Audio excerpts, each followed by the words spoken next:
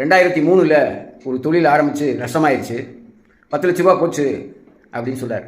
45 ஆண்டு கால ஜோதிட ஆராய்ச்சியில் இருக்கக்கூடிய சுபத்துவ அபத்துவம் கோட்பாடுகளை எல்லாம் ஏற்கனவே தெரிந்த அந்த ஞானி எதற்காக அந்த நஷ்டத்தை அடைந்தார்?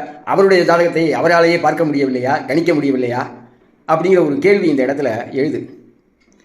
2003 ஜனவரி 9ஆம் தேதி அவருக்கு செவ்வாய் திசையில் ராகு புக்தி முடிஞ்சு குரு புக்தி ஸ்டார்ட் ஆகுது.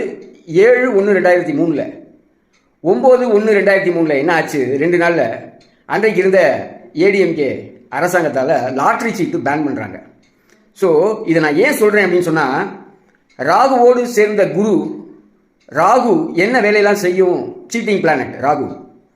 இன்றைக்கு ஜோசியராக ராகு திசையில் 18 வருஷம் மக்களையெல்லாம் ஏமாத்திருக்காரு.